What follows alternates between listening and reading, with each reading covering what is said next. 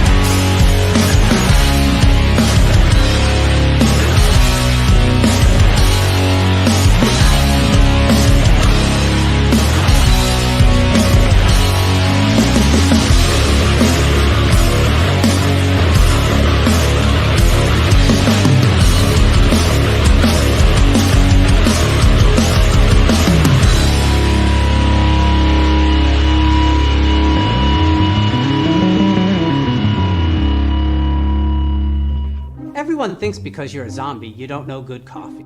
Well, they're wrong. We have very active lifestyles. It's not all wandering the countryside aimlessly or scaring passing motorists. And we all love a good cup of joe.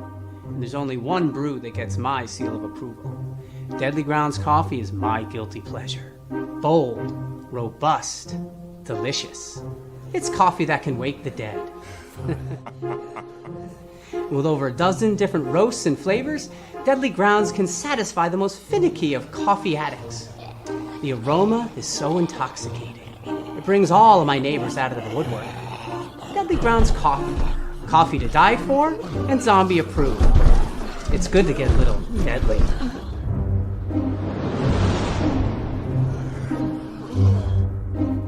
Use the front door! Oh, they're so disgusting.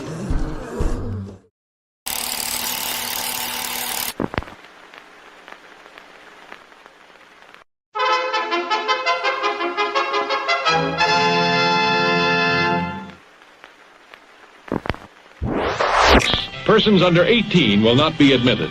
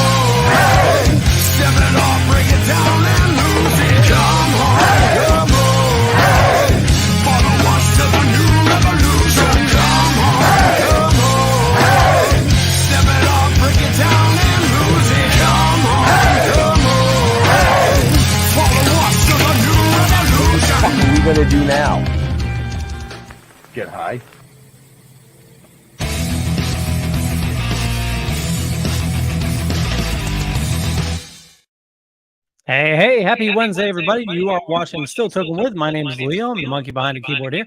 And we have a great show with you as usual. And here we go. Benjamin. You got a little flabbergasted there, didn't you? I did. But you didn't push any wrong buttons. No. So we know we have a slight echo, folks, but just deal with it because That's just the way it goes. And we have an amazing guest here. Like, I am so psyched to talk to this person tonight. Yeah, I don't even know what to say. I mean, I tried to do my show note, but it was like 27 pages long. So I'm gonna let Jeff do it. Jeffrey. Yeah. It's a good day. It's another good day. We have a fantastic guest. Yeah, it is a little trippy, echo, but, we're going to have to deal with that. So without hesitation, let's just bring in our guest, Gina Schock. Welcome. Guys, I'm sorry about the echo. That's so fucked up, man. I don't know what that's about. We tried to fix it on our side. Is it really bad? Not when you're talking. Is it better when I talk actually, or worse? Yeah. So what's happening is probably the speakers on your side are being picked up by your microphone. So it's only when one of us talk. So when you talk, it's fine. So basically, you need to talk the entire show. Okay, you just get me started, and I'll take over. Just get me started. Well, before we do that, I just have to say one thing. I'm waiting for Jeff's dummy to kick in, because I know this echo is really going to trip him up, and he's going to go into a laugh loop. Hang in there, guys. Hang in there, okay? Right.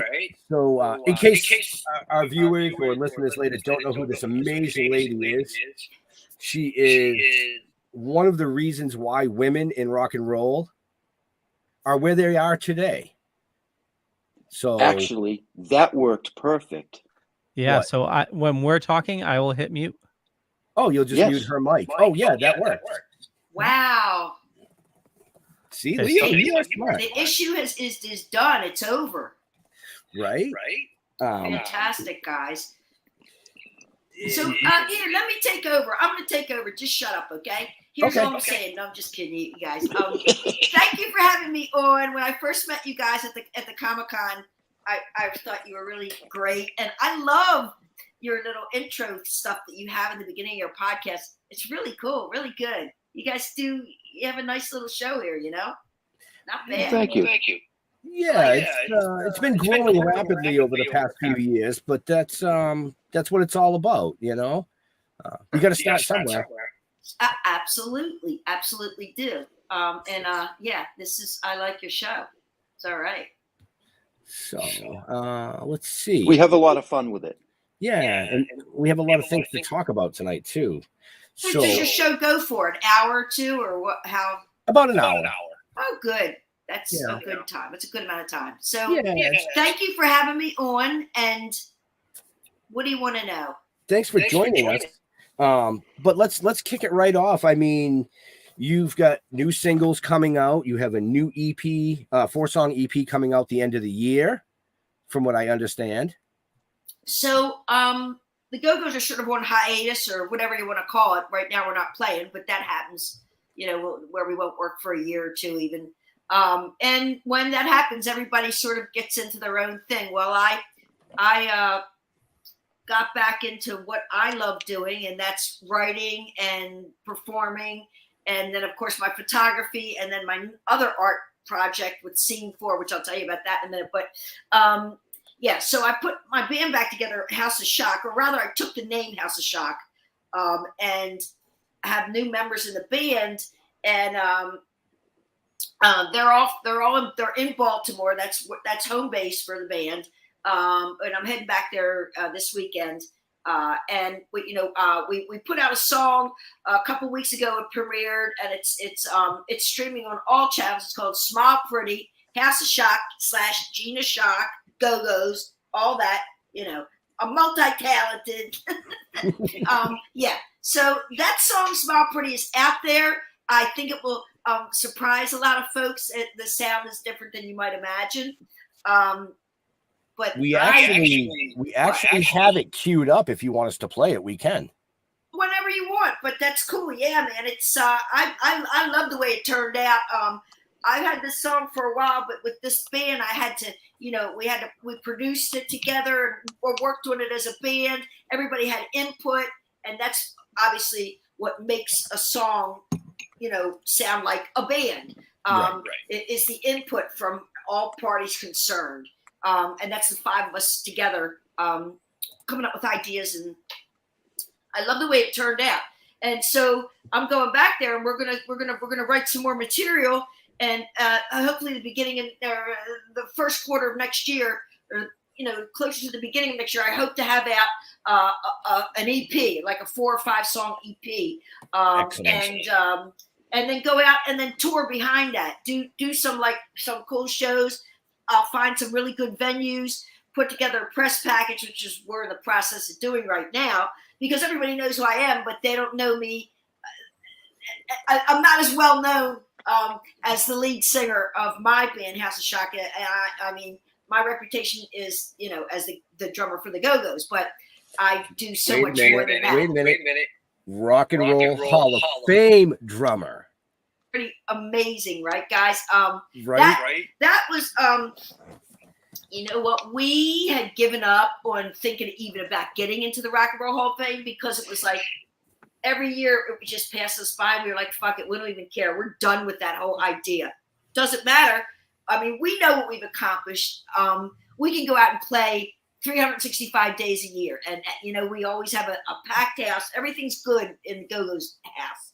And so we just had sort of given up on it. And then, of course, that's when it happens, So, call us up. You're going to be you're nominated. Okay, boom, you're inducted. We're all there hanging out with Paul McCartney. And, it was an amazing evening, you guys. And I have to say that, like, after poo-pooing it about, like, we don't care, it's really kind of cool to be in that club. Well, right. It's really cool. I actually watched the induction with Drew Barrymore doing the induction for you guys, and just how you all lit up. And then when you guys took the stage, holy crap. After all these years, you all still kill it. And when we play live, you really can hear our punk roots, because we rock when we play. It's the only way we know how to do it. We're not all the greatest musicians, but we're not bad. No, but you paved the way for a lot of artists after you, female artists. Yeah. It was extremely difficult to get any widespread recognition back in the day when we were trying to make it. The late 70s, early 80s. There weren't any all-female bands that had made it on a national level or certainly on an international level. And so record labels just really weren't that interested, we just kept playing and playing, and our following was getting a little bit bigger and bigger, but man, it was a tough road until we finally got signed, and then the music spoke for itself. Right. Record went platinum pretty quickly within the first year. I mean, actually, we were out on the road for like 6 months, and then Miles Copeland, who was the head of our record label, IRS Records, he called us and said, "Hey, how about opening for the Police?" So we were like, "Yeah, we want to open for the Police." So when we did that, things changed pretty dramatically, because we went from playing clubs and small theaters to playing 20,000 seat arenas, Right. The big places. And wow, did that change the trajectory of the band in a major way. And then we did Saturday Night Live, and then like the week after that it went platinum, and it was snowball effect. It just kept happening, getting bigger and bigger and bigger, and it was something else. Yeah. I'm a little I'm kind of funny. I mean, I grew up listening to this stuff, in my early years, as they say. I mean, I'm not that old yet. Maybe. Nah. You're only as old as you think, Right. But I'm glad that you are an actual fan of the band, as was Drew Barrymore, and that's why I was so excited that she was the person that inducted us, because I remember we all do coming off stage, and Drew was like a little kid, and she'd be standing on the side of the stage with her mother. You know what I mean? Her mom used to bring her to shows, and and as she got older, she'd come to shows. And then, like, when it was her name came up, we were like, oh my God, I think because it would be real. Like, she's a real fan. I don't think you can get a better person to induct you. And then that whole with the cold cream and the towels and all, we didn't know that was going to happen. She just did that. So, I mean, wow, that was so neat as well. I mean, she's tops in my book. She's a good girl. So proud of her and the way she turned out. She worked hard and, got messed up along the way like we all did, but she made it through the tough periods of time. And look, she's unstoppable now. And she loves the Go-Go's, hey. Right. But the Go-Go's, like I said, the Go-Go's paved the way for a lot of young female artists in the entertainment industry. I mean, at the time, you know what, Ben? At the time, I don't think, and none of us were like even thinking about that. We were just having a great time, and we were working like dogs, but we were having so much fun, and it's only in retrospect that you see, what you've accomplished. And, when I go out and I meet folks, people walk up to me all the time and say, oh my God, you're the reason that I picked up a drum kit. You're the reason that I started to write songs. You're the reason I wanted to be in a band. And to me, I mean, that's just about as good as it gets. I mean, God damn, to think you inspired someone to want to pick up an instrument or to want to take pen to paper, that's all just about the best feeling. Because, like the noblest profession of all is being a teacher.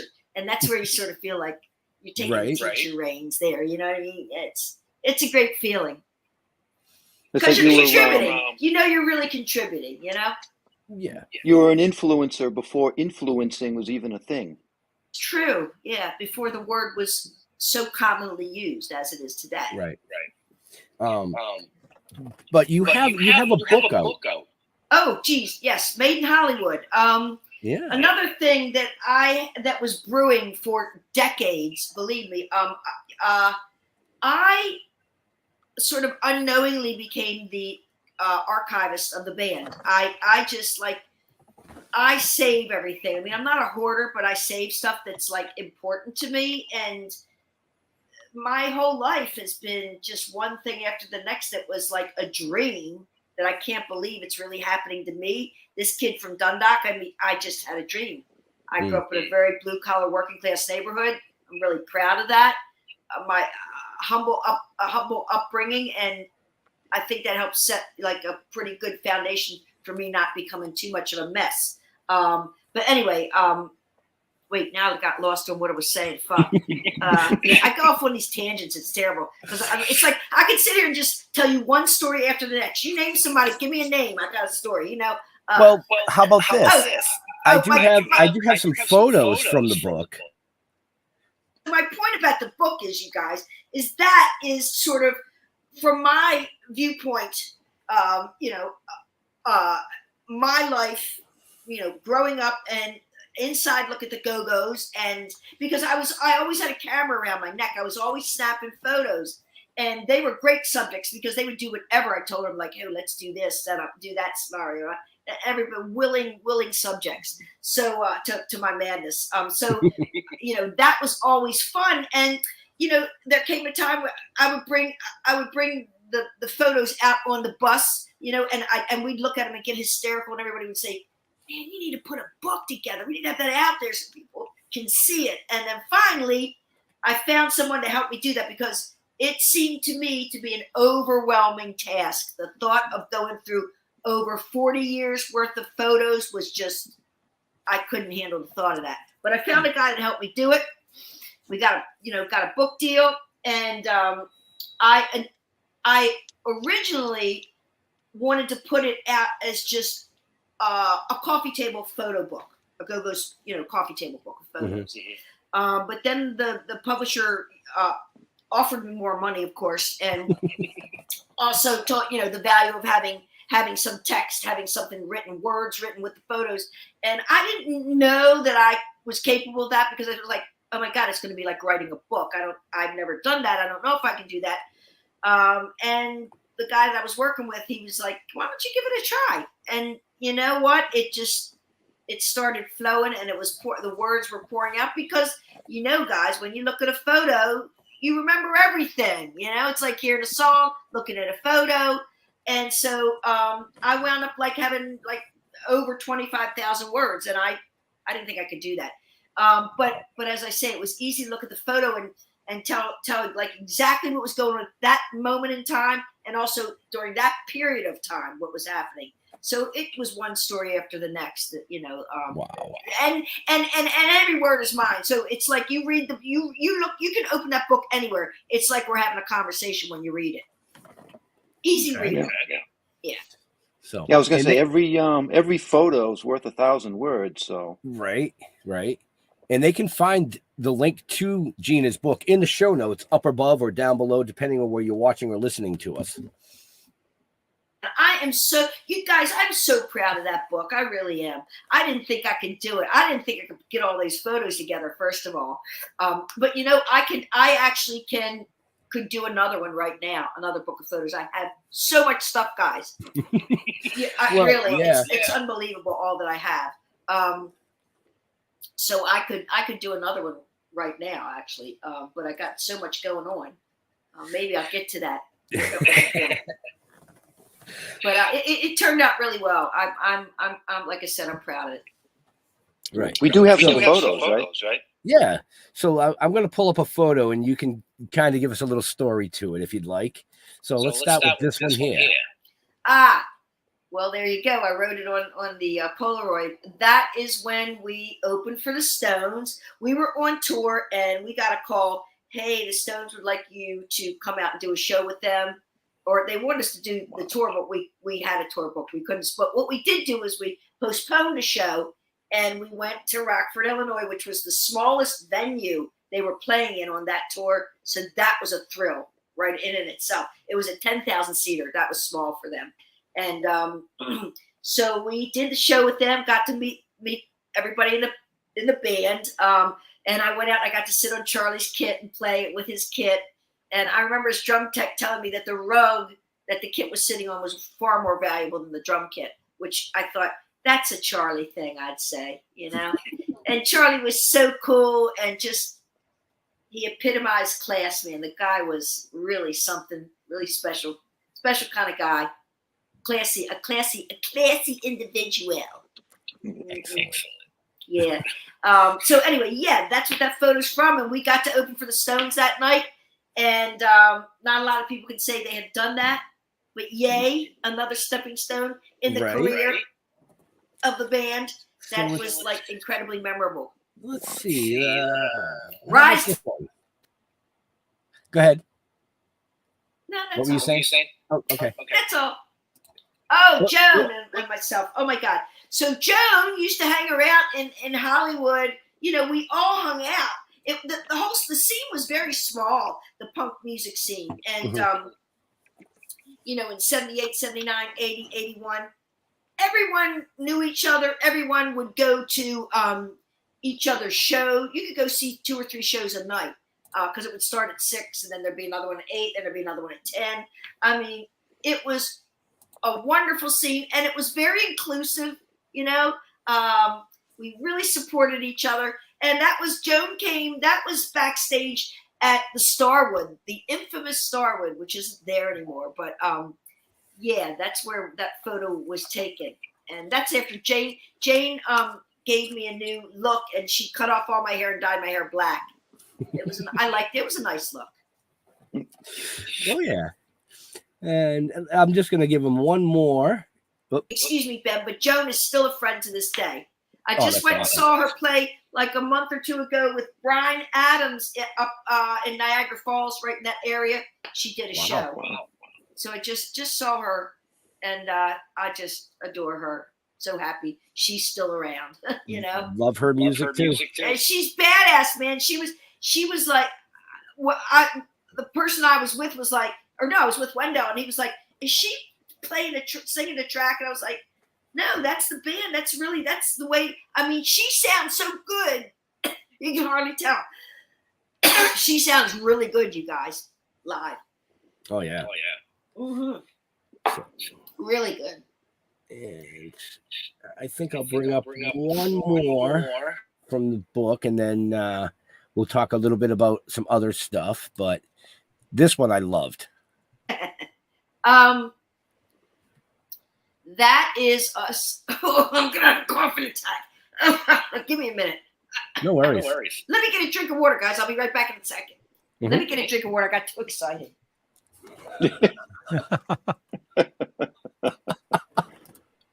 Wow, a lot of history there, man. Oh yeah, I mean, her manager or Wendell, her manager, sent me a bunch of pictures, and I was just like, all right, Leo, let's just grab like 2 or 3, because I want people to go out and purchase her book. Right. Like I said, it's in the show notes, folks, up above or down below. Hopefully we'll get to play her new track when she comes back. But we have a bunch of other stuff to talk about. So anyway, should I play the track while we wait for her? Actually, yeah, you can if you want to. Let's do that. Okay. Well, she's getting a drink of water. Sounds And if she good. comes back, we'll just cut it. Awesome. Here we go.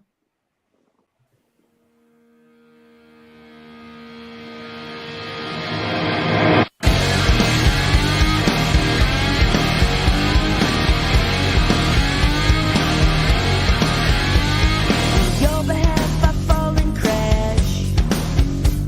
I crumble so perfectly to match your filthy perfection. Go say I'm keeping my connections. You're my dose of THC. Yeah, oh yeah. You're my swag perfectly. Yeah, oh yeah. Smile, pretty, pretty.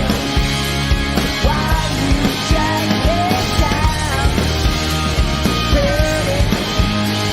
Kill me while you watch me drown.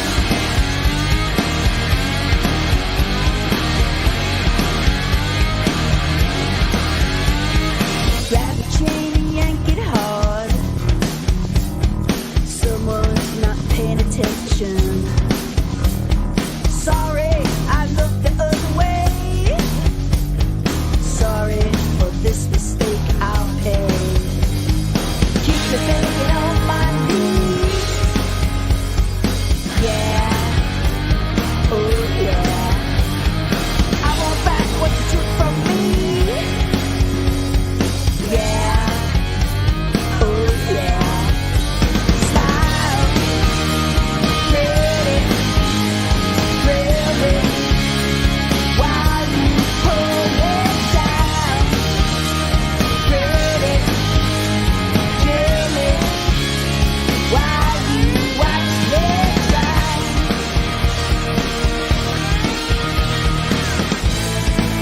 My dearest full of tears. My dearest, whom I truly, truly, truly fear.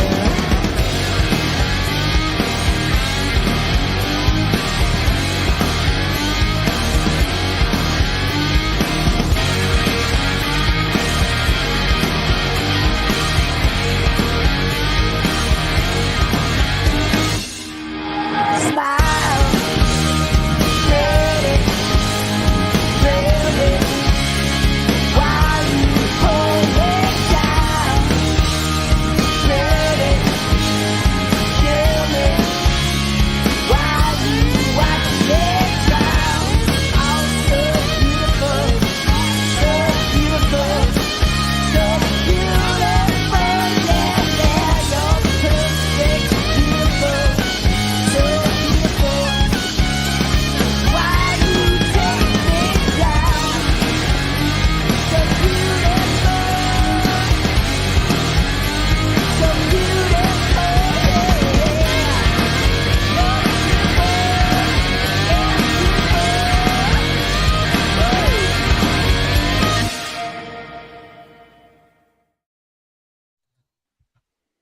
Not bad, huh, guys? I'm hooked already. Yeah, it's really hooky. The guitar part is super hooky. I love it. And they just put that. My guitar player just put that little video together for the words. I guess you have to put it online. You have to have a word video. So that's what they did. Yeah, something about, I don't know, a lyric video. A lyric video. Yeah. So she just put that together, but maybe we can put out really do a real video for that song at one point. I don't know. If you get a record label behind it or get somebody with some money, we'll see. But for now, I think it's pretty fucking good. Oh, and it's about the song, so there you go. It was very catchy. Yeah, that's, you know what, guys? If there's one thing I've learned in the Go-Go's, that is hooks. Hooks. All about hooks. Guitar hooks. Vocal melody, melody hooks, vocals. I really get that part of it. So I want to say real quick to all our viewers, Gina's going to be on tour next year at some point. So you're going to want to follow her, go out and see it at a show, and to our promoters out there that are friends of ours, if you want to book them, reach out. Thanks for mentioning that, Ben, because we're going to want to start getting out there and playing for folks and spreading the word and getting people to come and see us play, because I think I know you're going to like it, because I know you probably have heard this about me, but I like to rehearse. So when we get out there and play, it's going to be good. It's going to sound good. You going to make it up to New England? Hell yeah, of course. East Coast. Oh yeah, of course. Well, yeah, she said their base is out of Baltimore, so we've got Boston, easy one. Well, yeah, we've got a couple of nice venues here in Plymouth. Oh yeah. Yeah. Wow. Okay. Well, we'll gotta get Wendell to look into that stuff. Yeah. Because we've got to start. Like I say, when I get back there, we're gonna finish this press package in October, and hopefully get it out the beginning of November to promoters. And I'm gonna start talking to I have a booking agent from the Go-Go's. I can talk to him. I just wanted to do things more grassrootsy, like just see what Wendell and I can come up with in the beginning here, and just familiarize myself with all this stuff again on this level, which I haven't done in a million years. But it's interesting to see the way things have changed in the business on a club level and a theater level, right. And so it's been interesting, and but I have a lot of connections that I can probably call on to make things happen. I just want to take my time and make sure that we're ready to go when the time is right. But in the meantime, we can sort of put things together ourselves. Yeah. Well, it looks like I was just gonna say I'm trying to look online right now. It looks like Rhode Island Comic-Con starting November 3rd. You're gonna be at. I'm going to do that. Yeah. So the Comic-Con things, the way that happened was I was out, doing a book tour for Made in Hollywood, and Wendell and I met folks out there, and Wendell spoke with them about Comic-Cons, and wow, you should check into that. And then I remembered that Jane in my band in the Go-Go's had done Comic-Cons before, and so I thought, what? Why not? I'm out here promoting, and if it's in close to where I'm working, I can do that. So now it's just been not quite a year. October will be a year when we started doing that, and it's been really really fun, because here's where I get a chance to be 5 feet away from a Go-Go's fan or Gina Schock fan, and have them tell me how I have impacted their life. And I hear some crazy stuff. You saved my life when I was in a period where I thought I was going to just do myself in. And if it hadn't been for you, and it's like, Jesus, I never think about that stuff, but I've heard that more than once. And then lots of folks that just, it reminds them of the most joyful period of their life. Because, let's face it, the Go-Go's songs are about like partying and having fun. Nothing really heavy, and no politics involved. So I hear a lot of really good, a lot of heavy stories, but many more stories about, the joy that the band has brought to folks out there. And that's always nice. I think that kind of stuff is good for the soul, to hear that from your fans. Oh, you bet. It makes me know that I'm doing something worthwhile. And that's a really great feeling, you guys. Like I feel like, when I finally close my fucking eyes, that there will be something out there that is, I've left my mark, and that's a good feeling. I've got my Rock and Roll Hall of Fame, a star on Hollywood Boulevard. That's pretty cool. Right. I mean, that's not, but that's not what life is all about. But being a musician, it's important.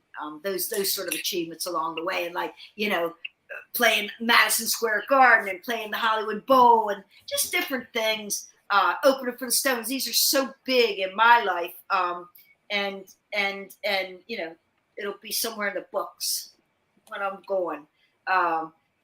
For like I say, for somebody that grew up with really humble beginnings, and that you can accomplish anything if you stay focused and you work hard. Anything is within your grasp if you really want it enough. I firmly believe that. Oh yeah. Because me, it can happen to anyone, but you gotta love what you're doing. You gotta want to put the time in. Yep. Absolutely. And on that note, I want to say that you're doing the right thing, because you've got to get your face out there. Doing these cons is very, very important. Doing, shows like this, where people can see you and actually interact. I think that's more important in a lot of ways than standing on a stage.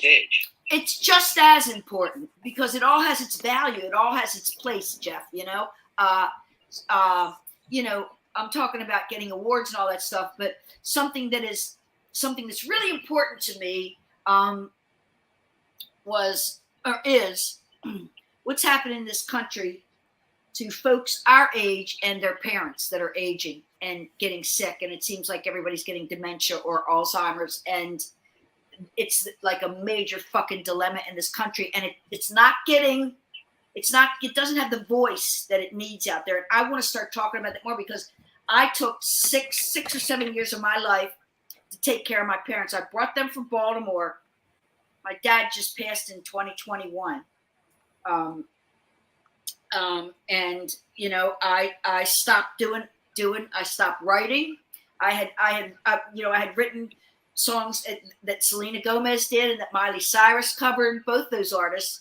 And it was sort of a good time in my songwriting career. It was like, it was coming together in a way that it never did in the Go-Go's. And so I was really proud of that.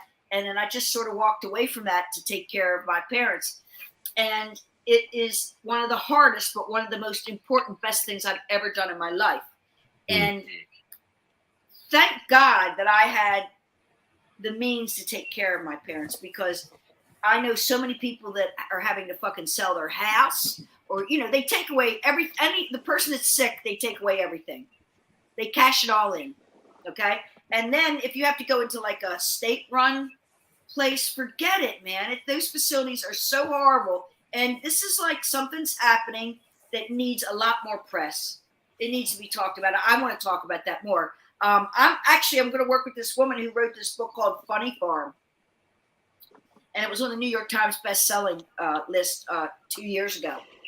And I'm going to meet Marjorie. Well, I've met her already, but I'm going to start trying to work with her. We've already discussed about doing a book. And she was like, you know what? This would be great. I mean, this is happening to a lot of people, but your perspective is a little different, because this would be like,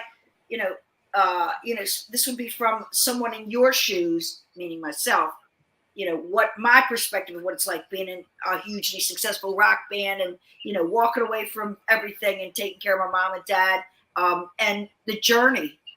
that I have been on taking care of them. And everybody can relate to it, except that it'll be a little different because I'm who I am, and I'm not, just. Well, right.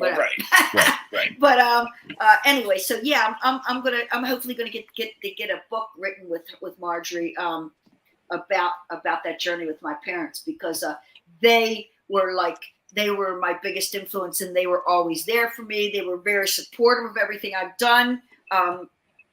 A lot of people, and I hear this a lot, you guys, women will come up to me and say, oh, in school, I was discouraged from playing drums. I told my music teacher I want to play drums, and they would say, oh no, girls don't play drums. And they were like, because of you, I knew that I could do that. So I just played anyway. I learned on my own. And so it was like, wow. And then parents would discourage it as well. My mom was like, I wish you were a singer, but you go ahead and play drums if that's what you want to do.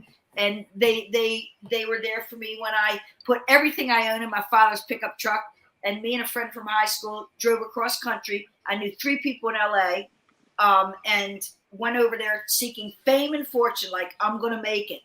I mean, and how difficult that would be for a parent to let the baby. I was a baby in the family. Well, I was 21. Pick up everything and drive across country. No one, I mean, I remember the main thing they were worried about was me joining a cult. That was really big. Yeah. Please don't join any cults, Gina. And I was like, Mama, I don't worry about that. I won't. Yeah. So they allowed me to come across country, and, the Go-Go's wouldn't be what they are today. I don't know where the Go-Go's would be if it wasn't for just the 5 of us, and how we all sort of landed in each other's lives. Right. Fate. That's fate. Big, to finish the story, as to why it was a no-brainer to take care of them. Right. Yeah. Family's always first. Yeah, it's the picture, a big part in my story anyway. And so hopefully I can write that book. And then, oh my God, the other thing is, you guys, that I'm gonna wait. Did we talk about my gallery show in LA yet? Not yet. We can do that though. Yeah. I'm really excited about this because I'm, a visual artist as well as, drumming, but I love photography, and I love stuff on canvas, painting or whatever it may be. So I got involved with this company called Scene 4. These 2 guys, like Stuart Copeland's done it, Sheila E., Stephen Perkins, a lot of really major badass drummers. And it's this LED technology where you go into the studio. The studio is completely black. My drums are set up. They hand me these 2 sticks with LED lights in them, and they move up and down as you can shake it. You know what I mean? Like one of those little sticks that they give you at concerts where lights, the fluid inside of it moves up and down. Well, that's sort of what it is. Oh, these are LED lights. So according to how I am, and there's, of someone photographing this whole thing, and there's all these lights that are happening as they're click, click, click, click. All these different lights are strobing. And so the effect, the what comes out of this is, and then they put it in a computer. Wait, I'm getting ahead of myself. Anyway, so I sat down and I would play different beats or different songs. And then they'd say, okay, hit the drum on this angle, or, hit the cymbals a couple times. Anyway, I followed their lead, and they said, we feed this into a computer, and it comes out, and we're putting it on, the end result is going to be on canvas. And it looks so fucking cool, you guys. It is the neatest thing. Have you seen it? Because it's really good. I actually have a picture that was sent to me. So wow, there you go. That is one of them. So Gina has 5 of these out already. And from what I hear, there'll be 6 new ones coming out at the end of October. They asked me to pick out 5 or 6 of them, 6 or 7.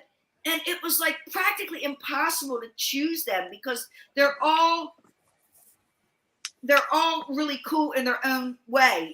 They all say something different about what I was playing, and the speed and the speed that I was playing things, and according to how the lights were moving. That was really a day well spent. And now I have some art on canvas, which I love.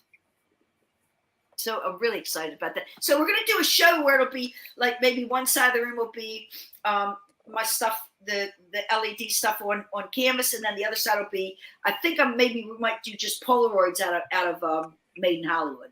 Because I'd love to do Polaroids are so cool. And, it's of course, I had my Canon AE1 and I was taking, my 24 millimeter. Anyway, I was taking regular film. And then I got into a phase where I just wanted to take nothing but Polaroids. So for a couple of years, I just took Polaroids. And they're really cool in the book. I love that. Thinking I could do the Polaroid period, Right. I still have my Polaroid. I still got it. My dad worked for Polaroid. Oh, no kidding. That's so neat. Well, I went out and bought a couple more, and I do have the original one, but it's pretty fucked up. You know what? I'm going to show you that right now that you brought it up. You know what? Tell your dad. I worked for a company that sold some of those, and like right before they stopped making it, I told them, hey, we got to buy as much film as we could. Obviously, they ignored me. And the price of like Polaroid film like skyrocketed. Oh my because they God, weren't yeah. making it anymore. And there's like a whole like market for like old film, because it gives like a special effect when they use it. My original Polaroid. Look at that. Oh wow. That's probably what I took the Polaroids on. This and then this. That should be in a museum. This. Now you open this one up. Well, that one. And then I went out and bought the newer one like a couple years ago. Polaroid time. Yeah. So yeah, I was into Polaroids, but this is the original right here. And it was like, this is like supposed to be leather, I think, but it's not. Look at it. It's all fucked up. Wow. What's that from? Guess. Oh my God, you guys. The Eurythmics. November 13th, 1983. Wow. Wait, how do I get that on there? Can you see it? Yep. That was in I know when this was. This was when the first time that we went and met Annie and Dave, and they were playing at a university that was right outside of where we were recording our third album, Talk Show. And so we went to see them play. Wow. And I must have stuck that pass on there. And I took Polaroids, and they're in the book. What you should do is like maybe contact Sotheby's or something. I'm sure that would like, go for a pretty penny. What? And you know what else I got, guys? I have every single tour book. Every single tour book from every tour, from the beginning to the end. And I would write in them, like if the show was good or shitty, I'd write it in the tour book. And, write down things that were happening, fights that we were having with each other, just what nonsense. I have every backstage pass, every laminate pass. I have every pass. Wow. From every show that I've ever gone to. I have every ticket from every show that I've ever gone to. As you can see, my first Led Zeppelin opener for The Who in the book. Mm-hmm. I have every ticket for every show. Wow. No. They don't even give tickets. They don't give tickets like that anymore. No. And the biggest music fan, or one of them, on this planet Earth. I'm telling you, it was in my every fiber of my being since I was a kid. It's all I cared about. I couldn't, that and taking photographs, I was really, really into that. And I remember sitting up late. I was like the only kid in grade school with dark circles under my eyes because I would sit up all night and watch TV with my mom. And so then hence I was into old film. So, my two favorites. So you've done so many things, but is there one band out there that you never got the opportunity to play with that you would love to play with? Well,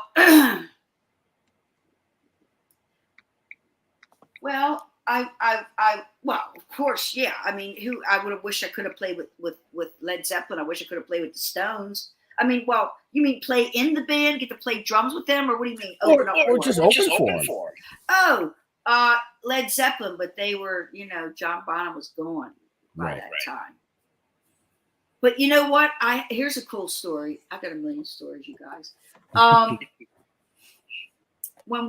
Before we had our record deal, when we were coming back from England after we had opened for Madness and the Specials in the UK, we came back and we had put a single out in the UK on Stiff Records, and it had become a hit in the clubs.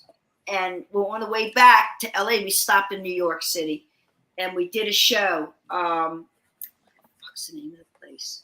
A theater, really famous. Well, some things I remember and some I don't. But anyway, at that show, when we walked off stage, our roadie came up and said, John Lennon was here. This was a couple months before he got murdered. And he actually saw the Go-Go's. But he left at the encore. But Pete Townsend was there. He came back, and I got to meet him, and David Bowie was there, and I got to meet him for the first time ever. Wow. People that you fucking idolize. But that was the first time I met Bowie. We got to open for Bowie, and I met him several times. And Pete Townsend only met that one time. But John and Yoko were at that show. That was really cool. Now, didn't you do some drumming for Aha? You know what I did? When they first came to the States, they needed somebody to play drums with them on all the TV shows. So I did that. A&M Records called me and said, "Would you do this?" And I was like, "Sure, I'll do it."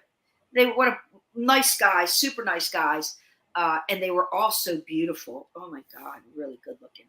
And really nice. So I don't know what I did, Dick Clark. I did Soul Train with them. Can you believe that? Soul Train. Wow. Wow. Yeah. Wow. What a life. It's been good, guys. It's still happening. Still good. Right. Yeah. So much more to come. I mean, I hope there is more to come. I don't, a lot of, guys, what I always want to do and what I'm really lucky to be able to do now is to spend like half of my time doing my music and my photography and whatever and then the other half for spend it for charities to like I said about calling attention to the Alzheimer's dementia issue, and then like different animal organizations that I am on the board of directors for, like Muttville and Funny Farm back east and Pitties and Purrs and all anything to do with animals. I want to help out, and so I'm involved in that in a way that I instead of just giving money now, I can actually, I think, spend time. Because I've always been, I could only ever give money, but now I went to the Funny Farm, I went to Pitties and Purrs, and that's kind of nice to be able to do that and actually go there and see the places that are housing all these poor little critters, and giving them a new life, giving them a reason to live and a place to have a nice life for whatever the remainder of that may be. All this stuff is really important to me and has been for a long time. But now, like I said, I can actually have a more hands-on approach to all this stuff, and that's kind of nice. Right. Did you ever have any rescues? Go ahead. Sorry. Yeah. Do you have any rescues yourself? 1990s when I started rescuing. Mm-hmm. Wow. You guys, next to my bed, I have like 7 boxes of ashes. Wow. Because here's the thing I learned. When I first wanted, I grew up with a dog. I always had dogs when I was a kid. And when I got my first dog when I was in LA, when I was in LA with, and in the Go-Go's, Noodles and Floyd, it was 2 of them. Anyway, the thing that I learned when I went into the animal care and control facility down there was you walk over to the puppies because they're puppies and you're like, oh, they're so fucking cute, He said, don't worry about them. They'll get adopted. The ones that we put down daily are the old ones. Nobody wants the old ones. And that changed my perception completely. From then on, it was about rescuing old dogs. And that's how I've made acquaintance with several, like for instance, Muttville, a woman named Sherry Franklin runs that, and they rescue old dogs. And you know, that's what I've been doing for now 30 years. Wow. You know, rescuing ones that are, I'll just take whatever I have, what comes my way. Right now I have Penny. She just, whatever, that's another story. But, you know, I just figure a lot of people, first of all, people don't want to deal with a dog that has to be given medications throughout the day. And a lot of people can't afford it. And once again, I can do that. So you know what? I'll do it. That's my part. I can do that. So I'll be happy.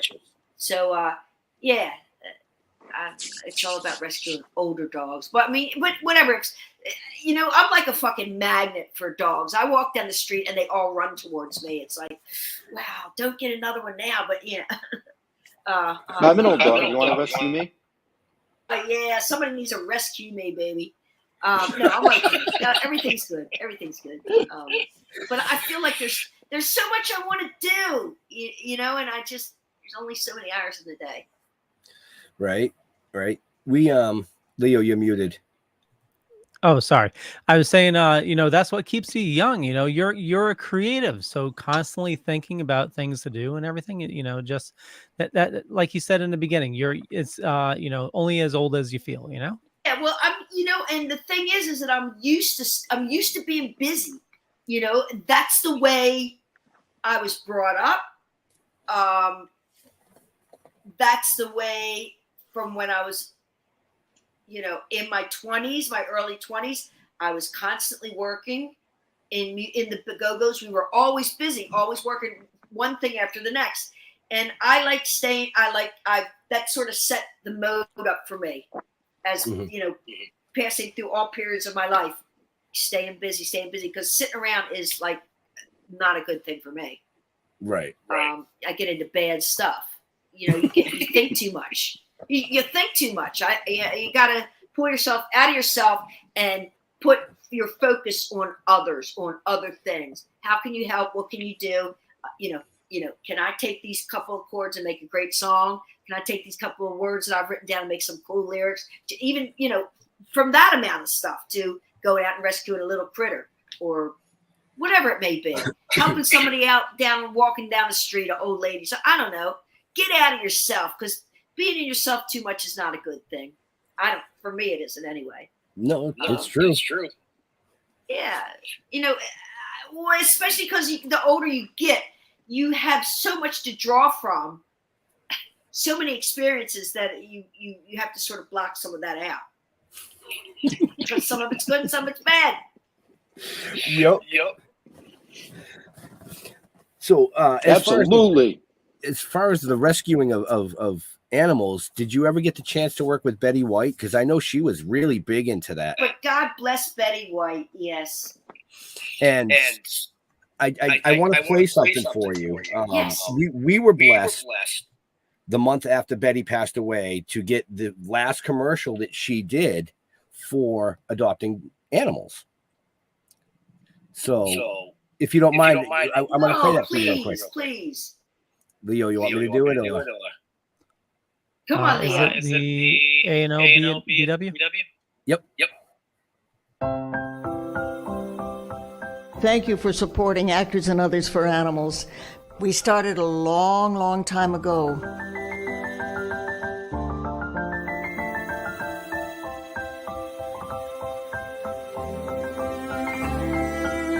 So when you find an organization like Actors and Others for Animals, it sort of unites all of those of us who want to pay back something for all the joy we get out of animals. Please keep up the good work. Believe me, it's deeply appreciated. Oh, what an angel she was, huh? Yep. Yeah, good woman. So smart and creative, and yeah.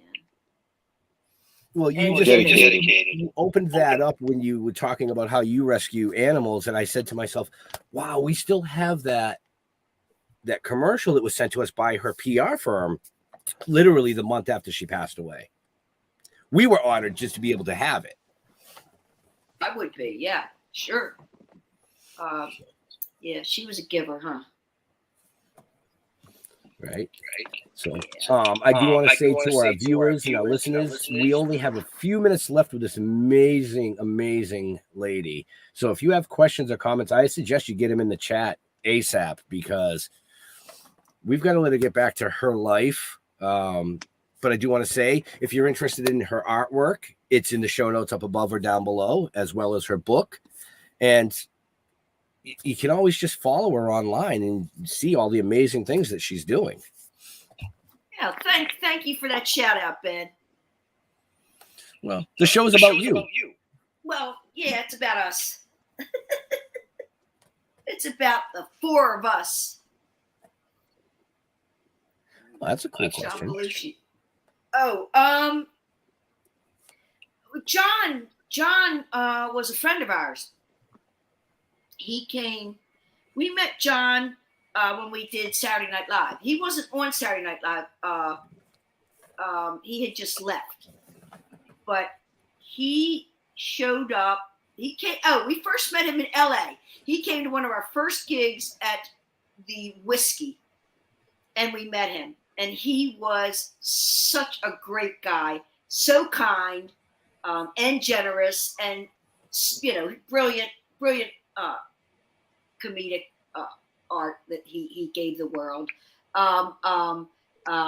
And we, Kathy and myself, got to be kind of good friends with he and his wife Judy over the years. And John would come out and he would introduce us when we would play. He'd come out and, here's the Go-Go's, and talk about all of us.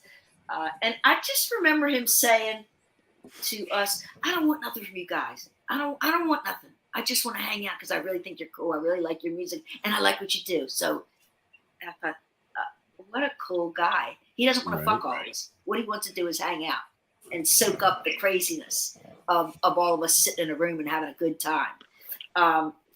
So he was brilliant. His wife was fantastic. And so whenever he came to LA, we would get in touch and hang out. And I saw him like the month before he died. I saw him backstage at a police show. Well, let me get to the better stuff. When we were in New York, we'd go to the Blues Bar and play with him and Dan. And that was some fun times. Wow. Yeah, whoever was in town would come and play. Get up on the stage and play. Had some fun times with him. And Dan was a nice fellow. But I did see John before he passed backstage at the police show at the Forum. And he was not in a good place. I just remember it was, well, I talked to him for a minute, but I felt like I wasn't even talking to him. He wasn't in a good, but he had Judy with him and he had Dan. They were both sort of taking care of him as best they could, because he would go through periods where he would use drugs and then he wouldn't use it all. And I just got the best of him. He was just hanging out with the wrong people. That happens to a lot of people. Yeah. Because look, everybody in my business goes through a period of using too much of something. I, can only think of one person that's never used, and that's Gene Simmons. But everybody else has used, if not had a problem with substance abuse. So yeah. So, John was a friend. Right. So that question that just came in, Leo, I think we'll have for the last question for the viewers, and then we'll wrap up ours because we do have to let Gina go. Yeah. So Bone is asking. Just to read the question out. Bone is asking, did the Go-Go's get their name from the Whiskey A Go-Go? No, the Go-Go's, I think Jane and Belinda were sitting at Denny's one night trying to figure out a name for the band. And it wound up, they were volleying around several different names and wound up with using the Go-Go's, which is good. Turned out good. I think the other name was that it was sort of between that and the Misfits.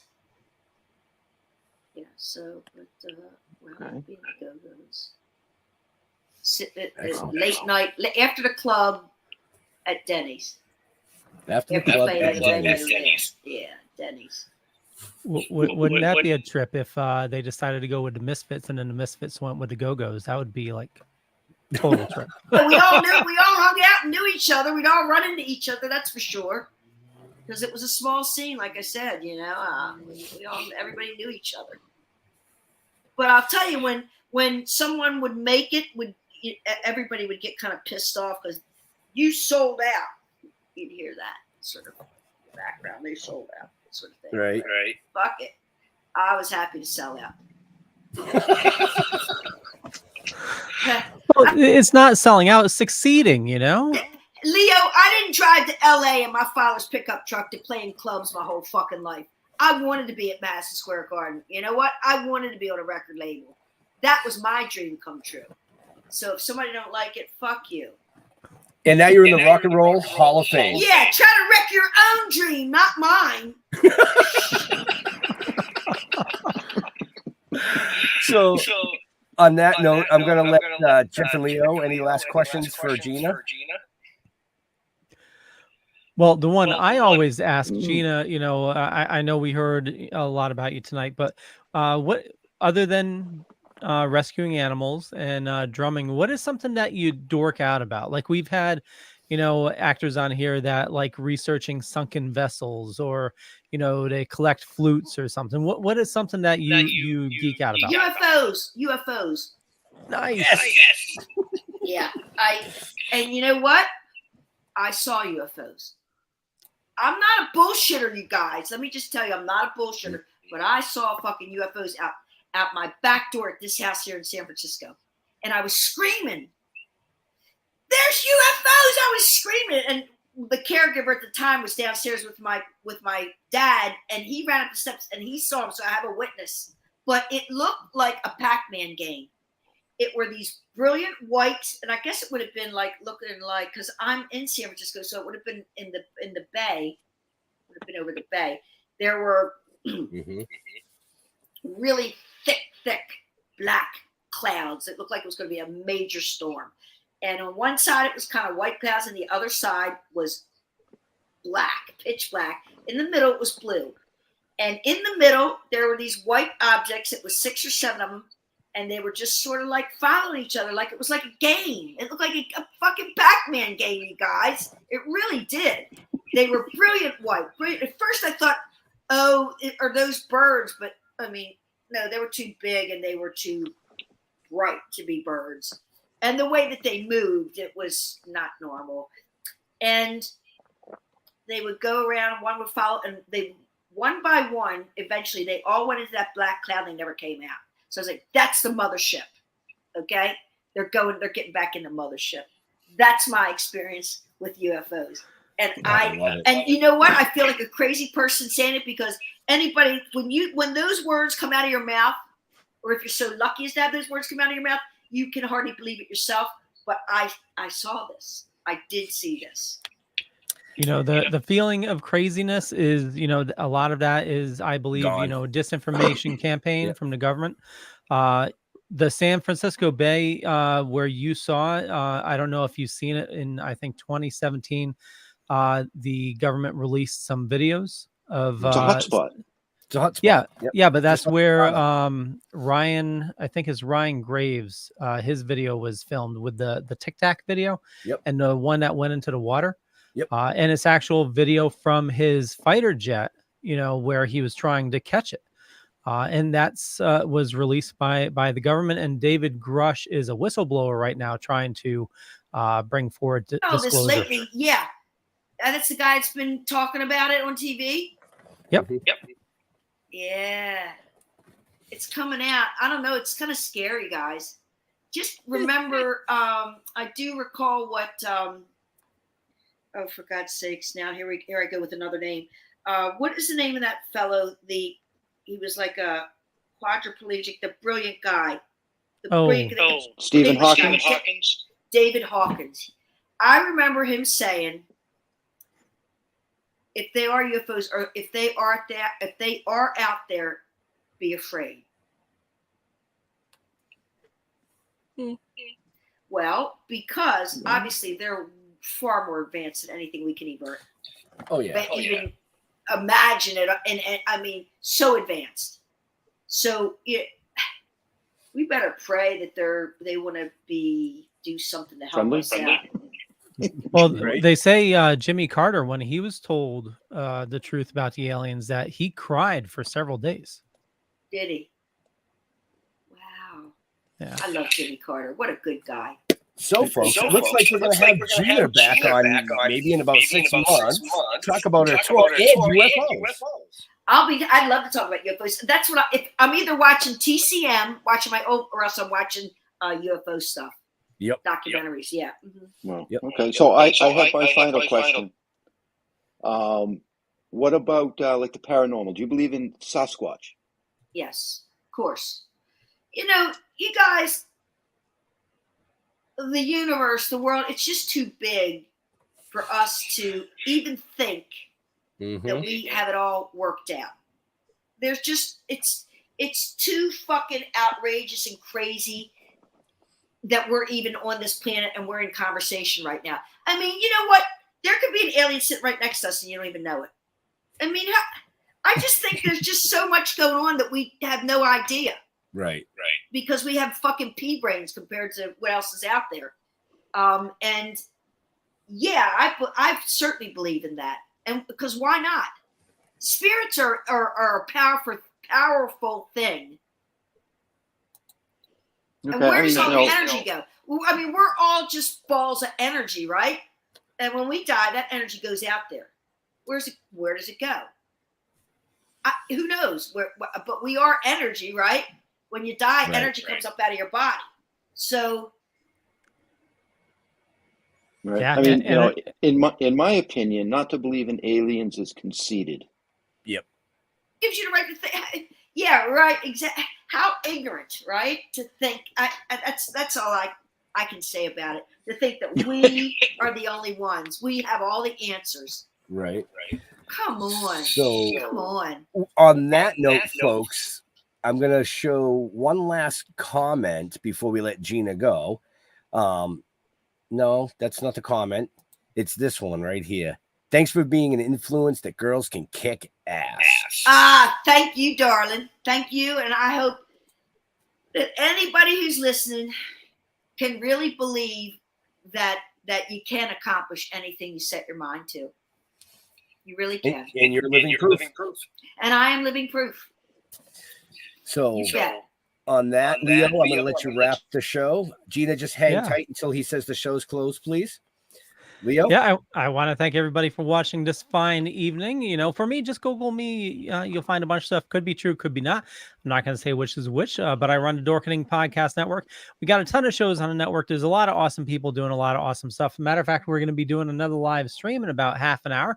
So stay tuned. And, speaking of aliens and stuff, blow your mind. Just released today. They found, Jeff, I don't know if you heard this, a wooden structure that is 470,000 years old, so half a billion years old. Absolutely insane. But Gina, where do you like people interacting with you? Where? Yeah. What do you mean? On social media.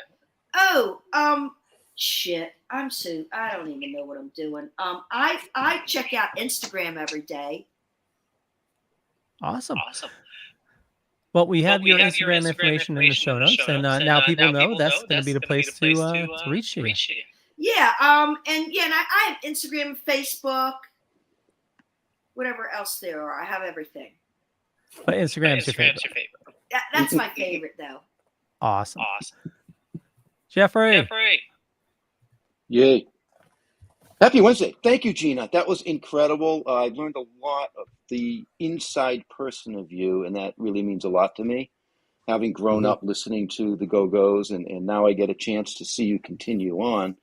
As far as us, go to stilltoken.com.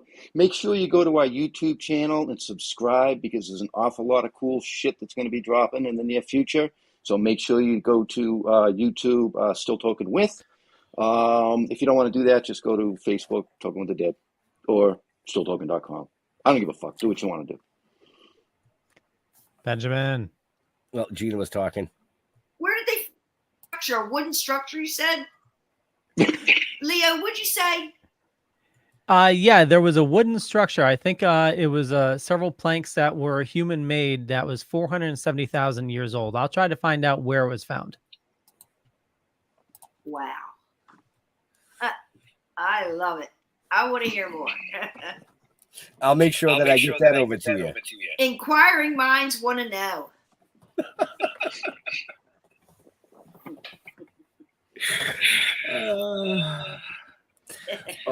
Do I get to close the show out? Yes, Ben. We're waiting on you. So, like Jeff said, stilltoking.com, all our Facebook, it's all on the website, stilltoking.com. We want to thank Gina for coming out and spending, time with us tonight. Like Jeff said, getting to know more about her. All her stuff is in the show notes up above or down below. Check out the book. Check out the artwork. Check her out on tour. Go see her at a fucking Comic-Con, as she would say. But to all our veterans and first responders, we want to thank you for doing what you do so people like us can do what we do. Stay safe. We'll see you next week. We're out of here.